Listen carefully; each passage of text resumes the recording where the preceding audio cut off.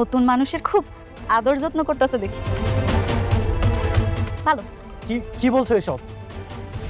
শান্তা এখানে কেন আসছে আমি কিছুই জানি না, বিশ্বাস করো।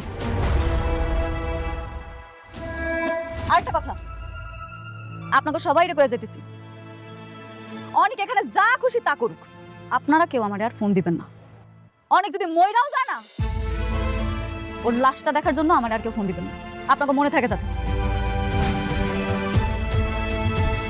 আচ্ছা না, হাত ছাড়ো বলতেছি। খবরদার, তুমি আমার স্পর্শ করার অধিকার ওই দিনই হারাইছো যেদিন আমার সন্তানের তুমি অস্বীকার করছো। ওর যা খুশি হোক, তুমি মইরা গেলেও না আমার এখন আর কিচ্ছু আসে যায় না, বুঝছো তুমি?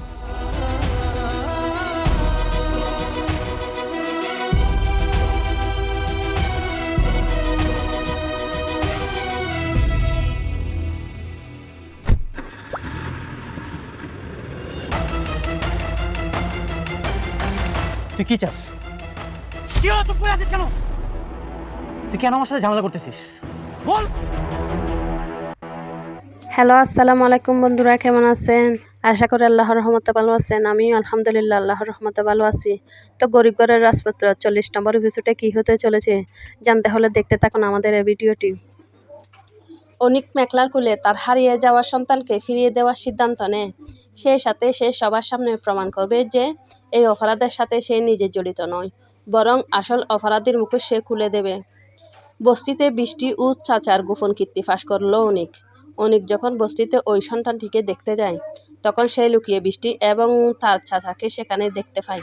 বৃষ্টিকে বস্তির এক মহিলার হাতে টাকা, ফলমূল ও জামা কাপড় দিতে দেখে এবং বাচ্চাটিকে কুলে নিতে দেখে অনিক অবাক হয়ে যায়। অনিক তার চাচাকে লুবি জানত, কিন্তু সে বৃষ্টিকে বিশ্বাস করত।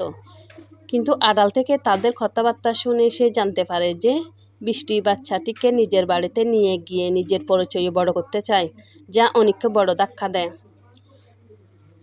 সব সত্যি জানার পর অনিক আর দেরি না করে বৃষ্টি, তার চাচা ও বস্তির মহিলার মুখোমুখি হয়ে সত্য বের করার সিদ্ধান্ত নেয়।